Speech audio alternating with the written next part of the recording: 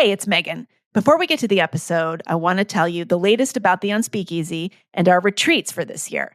Our retreat in Seattle next month is pretty much full, but spots are available for several others this year, including our first ever co-ed retreat in Chicago, June 4th and 5th.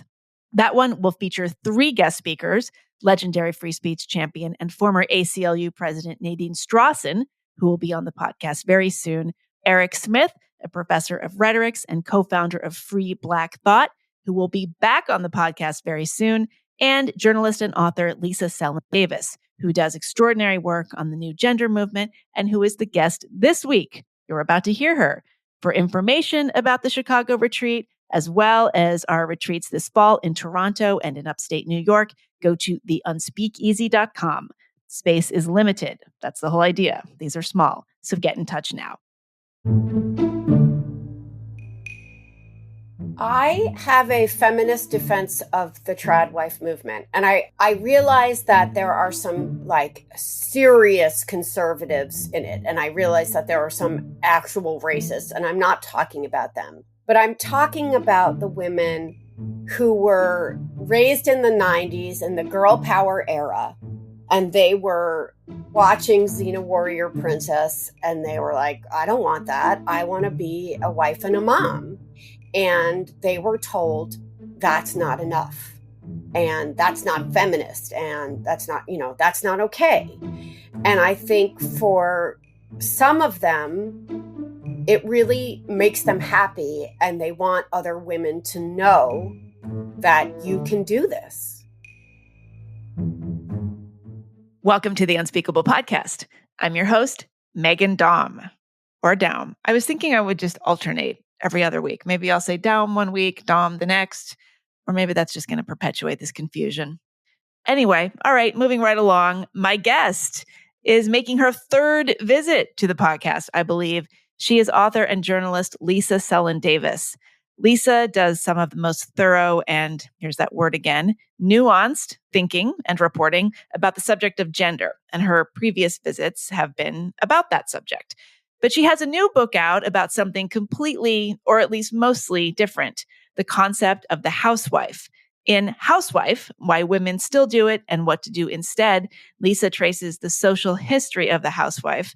She examines the roles of hunter-gatherer clans in prehistoric times and wrestles with why the iconic 50s housewife has such a strong hold on the public consciousness, despite not actually lasting very long past the 1950s. We also talk about something that has been fascinating me recently, the rise of the trad wife influencer. We do get into gender in the second part of the conversation. Her next book is about that. And if you're a paying subscriber, you will hear that part because you will hear the whole interview. If not, you're going to hear the preview portion only. To hear the rest, you know what to do. Join our paid listener community at meghandom.substack.com. And in the meantime, here's my conversation with Lisa Selin Davis. Lisa Selin Davis, welcome back to The Unspeakable. Thank you so much, Meghan, for having me. I think you've been on 2 times, both times talking about gender, which is something that you've reported on a lot. And obviously, I think about a lot and talk about a lot. But now you're here to talk about something totally different. Your new book, Housewife, Why Women Still Do It All and What to Do Instead. And it's actually perfect because I think over the last few months, the only subject that interests me as much as the new gender movement is like the conversation around wifing and wifing up and this whole world of like trad wives. And even though I am not a wife anymore, it's a fascinating topic that I feel like has recently become more fascinating. So it's perfect that you're here. So thank you. Why did you want to write this book? Well, the origin story of this book is it's going to start out with something that is embarrassingly bland, which is that I had a baby in 2009. Oh, that was not a bland experience, but I joined a mom's group, and I'm not a joiner type. I did not belong to any clubs or groups in high school or play any sports. I just smoked pot and went to the art room and drew. So this was kind of my first group experience, and it was a very positive experience in a whole lot of ways. But there was one woman in the group who referred to herself as a housewife until she got married, and then she was a stay-at-home mom. And I don't know where this woman came from or what happened to her. She made a brief appearance, and I just thought that was very odd because I didn't even know that was an option. And I had written a book before about, called Tomboy, and that was a word that nobody used anymore. And yet all of the thoughts behind that word were with us and contested and in all kinds of ways without using it anymore. And I felt the same way about a housewife, but I wasn't thinking about it again until 2020. And Trump started tweeting things like, the suburban housewife will vote for me. And suburban housewives, Biden's going to ruin your neighborhoods. And when I looked into it, the demographics of suburbia had changed so much that the person most likely to be a housewife was a poor woman, immigrant, usually a woman of color. So then I went down a housewife rabbit hole. And, it's still about gender. It's just about the kind of gender that I was studying in college and raised with, which was when gender meant our expectations of someone based on sex. It's just not about gender as it's used now, which is a deeply felt sense of self. I feel like in my memory, the kind of demonization, or at least the kind of negative valence on the housewife, started with Betty Friedan in the feminine mystique. I feel like as of as of the late 60s into the 70s, it was really like uncool to be a housewife. But was it the feminine mystique that kind of started this? And that would have been in the early 60s, I guess.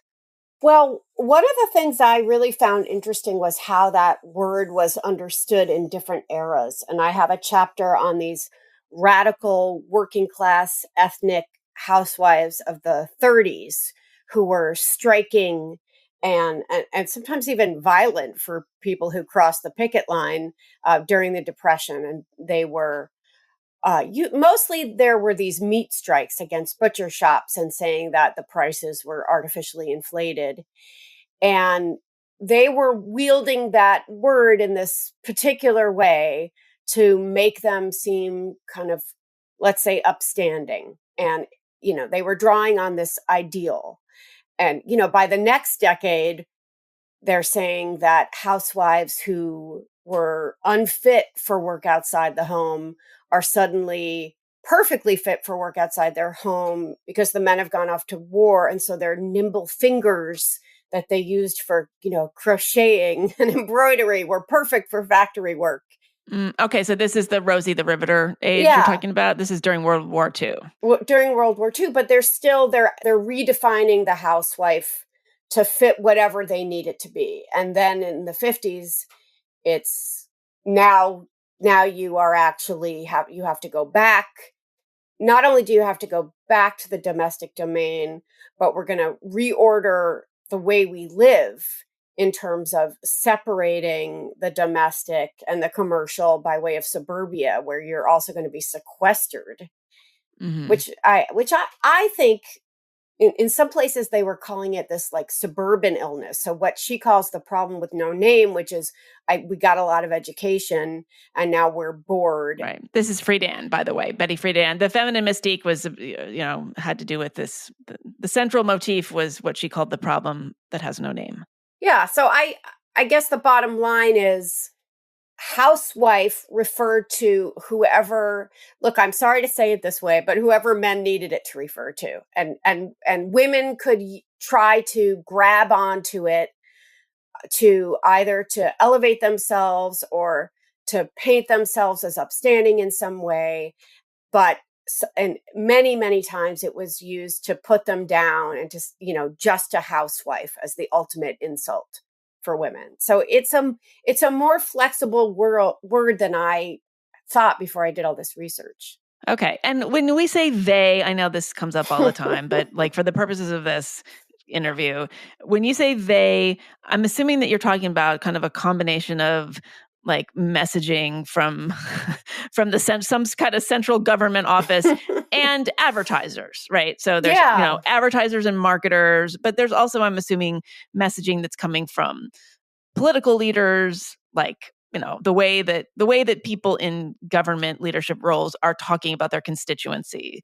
This is sort of how they're organizing it in their minds, and then of course this trickles down into advertising and marketing and that kind of thing.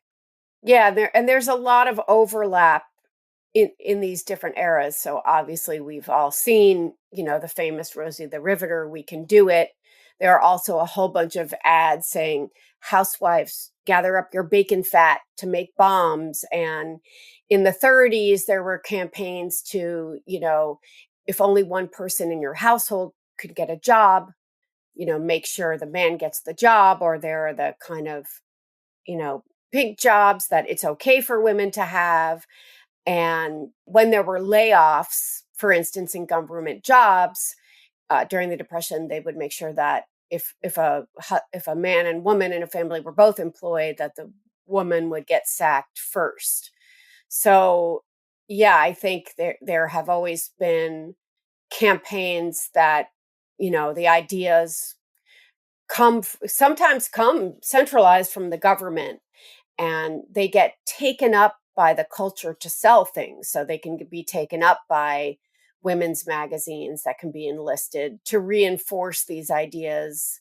And in fact, there are some amazing articles, in women's magazines that are in the 60s and 70s, telling them to stay in their lane. And so, yeah, it all gets mixed together. Okay, so one of the assumptions that I have, and I think others do too, is that before the Industrial Revolution, all of this was sort of moot because we were, largely an agrarian society. Everybody was working, whether it was on the farm or elsewhere. It was all hands on deck. Even if there was a kind of, gender divide in terms of division of labor, everybody was working. So there was no such thing as a housewife. So how accurate is that? Well, it depends, rural and urban, and they might be different jobs, but there certainly were rural housewives, but they did a lot of work, and if they were wealthy enough, they were managing a staff, but they were still doing a lot of labor.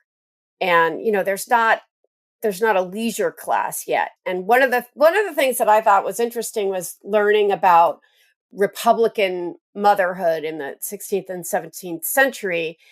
And that is an approach to the family in which the father is the stern center and the mother is very much off to the side.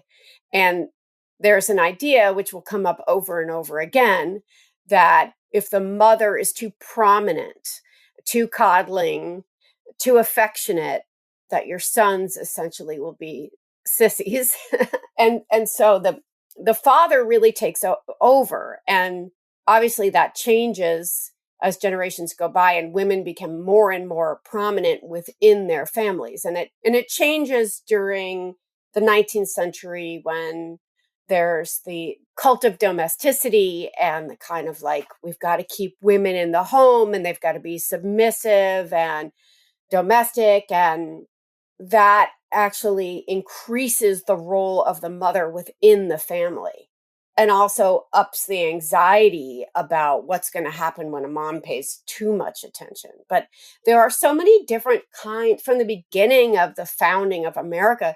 There are so many different kinds of families, and they are arranged so differently depending on where they are and what we need from them, and where we need people to move. And I guess by we I mean I didn't say they, but I said we. you know getting people to move west for the railroad, or having people go out west for the gold rush. The family dynamics change. They're so related, I think, from the beginning of human history to the environment, much more than I ever would have imagined. Right. And one of the most interesting moments in your book, in the first half anyway, was when you talk about how, I guess it was in the 1600s and 1700s, the average marriage only lasted like 10 years because somebody would die, right? Yeah. And Yeah. and so many of the children died. And as you're talking, I'm thinking like this idea that the man is sort of the moral center of the family. Now I'm really just like thinking out loud here. I wonder if that had to do with a kind of longer psychic leash, or that somehow men would be inherently less emotional and would be less attached to the children, less attached to family members, because you know you're going to have tragedy. You know that a certain amount of them are going to die. And I wonder if there was some kind of like unconscious, if you keep the women, far enough away from it emotionally, there will be less emotional pain when inevitably somebody or many people die prematurely. Well, that's interesting. I hadn't thought about You're it like that. welcome. Sorry. Yeah, Yeah, thank you. you I'm going to can you rewrite the can book now. you really need to rethink this whole book. Yeah. This is what I think. First of all, I doubt there was as much focus on emotional pain, but also I think that there were so many community institutions. I think people were more involved in communities, and I think there were, everyone belonged to a church, and in early American societies, there were, again, depending on where you were, there were more civic and community institutions, especially as different parts of America got settled. And so I think you live a more communal life. And I'm not going to romanticize it. I'm just, a lot of this book is about remembering that humans, are pack animals, and that we moved into this nuclear model of a family very, very recently, and that it put a disproportionate amount of pressure on women. So I wasn't alive then. It seems like a hard time to be alive before electricity and doing a lot of manual labor, which I would not enjoy. But I do think that because you could not rely entirely on just a husband and wife at the center of a family, because the maternal mortality rate is high, the infant mortality rate is high, and you know that you're going to need other people to help the project of your family or your farm or your business. And so I think you have to not invest so heavily just in one person. That's my assumption. And it's also my assumption that that is as important as it is to have, a strong family. And we have all this evidence right now about kids do better in these two-parent families, et cetera.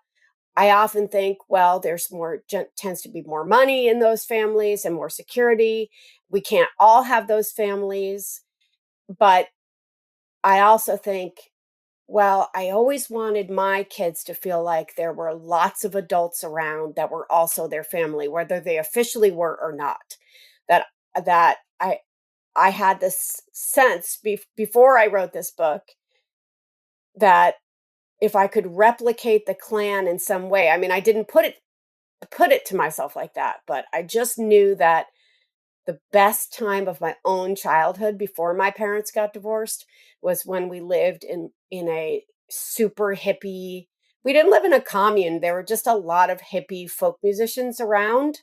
My parents had deliberately moved to a town that had a big folk scene, and my dad was a musician, and it was so wonderful to, even though the adults were stoned out of their minds and the kids were running around, with no one watching us, it's still, I think it felt like the clan. And those are my happiest memories. And I wanted my kids, without the drugs and divorce, I wanted my kids to have that experience. You talk in the book about just feeling, you have your first child, you have your older daughter, and you talk about feeling like a failure in large part because your apartment is messy. Yeah. Yeah. I mean, look, it was not messy in my mom's house growing up. And it's not like she had a cleaning lady. We had nothing. We had no money. And anytime somebody got money, by the way, I stole it. Like if my brother got money from someone or she had this lovely woman who was sort of like a mother to her, and she'd send us $5 bills a couple times a year. I would just steal his because I desperately, desperately wanted to have new clothes. And I will say it was a big deal when those John Hughes movies came out. And Oh, because you could wear vintage. You could go to the you could, Goodwill and yeah, dress because like going to Molly Salvation Ringwald. Army was cool instead of, Yeah. please God, don't let anybody see me in here. When I was in 7th grade, my mom remarried a college professor, and we achieved, perfect middle class status. Not wealth of any kind, but nothing terribly embarrassing anymore. But I wasn't, well, he didn't share his money with us, and it's not like it was that high paying a job, but it was better anyway. Like that kind of constant money freak out wasn't quite there. So, Mm-hmm. yeah. So, okay, so you have your first daughter, you're in this mom's group. I mean, what kinds of things are you seeing around you? I mean, you talk about being in Brooklyn, you're in the parts of Brooklyn where everybody, they live in Manhattan. And then as soon as they get a positive pregnancy test, they move to these neighborhoods in Brooklyn where there are good public schools. There's a couple good public schools. And Whatever so that everyone's means. crowded into these neighborhoods. Right. So, I mean, it is really something to behold. And I mean, we talk about this, just the incredible bar that I think women have set for themselves. Mm. Like, you have to be like this girl boss, and you have to be like incredibly physically attractive and physically fit and have these perfect children and have a perfect home. And, it's like, as we've talked about many times, the part of the, part of the unforeseen consequences of the women's movement was it's not like it just sort of, freed women to do all this other stuff. It added on a bunch of stuff. Yeah. So what happened when I finally did join this group, that I was disdainful of and jealous of, is that I found it to be very welcoming and very helpful, and the women to be very nice, and a lot of women that I was afraid of because they were normal, and I had always been surrounded by weirdos, but they were accepting of me, and it was helpful, but I felt incredibly incompetent. And even things, I'd grown up where my mom had taught me to knit, not like she knits, but I could knit perfectly fine. Again, I'm not good at following directions, so I could knit hats when I just invented them myself. But a lot of these women had careers, and then if they were staying home or taking some time off, they got really good at all that stuff. It was almost competitive that you're doing, you're making your homemade pickles or whatever, but they're totally perfect. And I've never been like that. Right. Well, they were bringing their professional ambition. They were channeling it into this, right? I mean, they Exactly. decided not to go for law partner, so they're going to do Right. this. Right. So they're going to win the pie contest. And yeah, so I felt really, really incompetent. And my husband was very busy at work, and I had a baby just as the economy tanked. And as you know, the whole magazine industry imploded. And, I was off writing articles about new green retirement communities in Mexico and getting paid like $5,000 for it, and taking Yeah. a long time and thinking hard about, just how the contradictions inherent in such a project. But thinking about green building, and thinking about the architecture of community, which had been my original obsession. And it went from that to, from $5,000 to $150 for a hot take on something that was very shallow. And at the same time, in order to do that, I had to pay somebody else $20 an hour. And to take care of your child. Yeah, to watch my child. And I could not make sense of the math, or even like the kind of emotional math. Like, how much is it good for me to be alone with my child? How much is it good for my child to be ignored? Because actually, there were a lot of things that I realize now, thanks to the emerging discourse about like coddling and overparenting that I realized I did wrong. And I think I was worried about the wrong things. And I also think I was really, really surrounded by wealth. And I had never, I'd gone to college where my mom worked as a librarian. So there were wealthy people there, but the culture was that you didn't display your wealth really, So it was all new and confusing for me. Much more confusing than I thought it was going to be. Yeah. Well, I want to get into something that I know I'm interested in, which is the emergence of this trad, that's short for traditional culture. We now have trad wife influencers, just this idea that you can go back to the land, this kind of permaculture from a branding perspective. This is really resonating with a lot of people. Mm.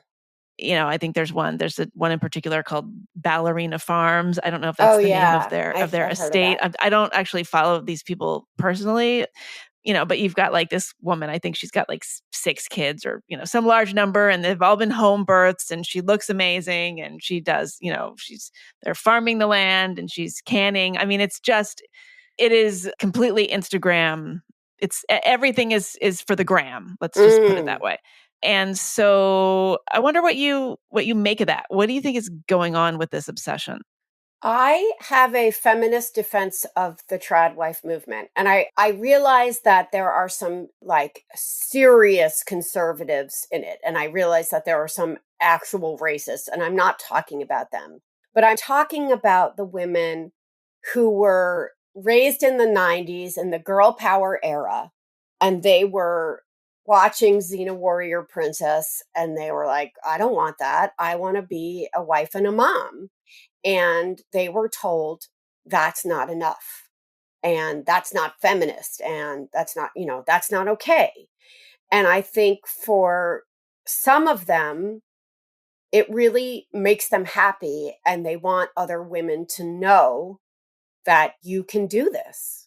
So I think that's partially where it comes from, that the only way to be that in this society really has been to be, either some part of a conservative Christian movement, and a lot of them are conservative Christians, but not all, or to be in these kind of urban educated communities where you grapple with all of these different feelings of, well, you grapple mostly with shame that you've given up a career or that all you're doing is raising your children. And just going back to that idea of Republican motherhood, that meant the project of the family and the mother was to raise good citizens. It was your patriotic duty. I don't think that's a bad thing. I actually think what we're really talking about is, what do we need to do to raise functional children? Because it seems like we've been raising children who are having trouble functioning in the most basic way at a time when these kids have... That was a taste of my interview with journalist Lisa Selin Davis, author of the new book, Housewife, Why Women Still Do It and What to Do Instead. Lisa also writes a Substack, Broadview, about matters related to the new gender movement. It's terrific, so you should check it out. The rest of this conversation is also terrific, and you can hear it by going to my Substack, megandom.substack.com, or the Unspeakable with Meghan Dom, and becoming a paying subscriber. I'll be back next week with another super nuanced guest. Thanks for listening. See you then.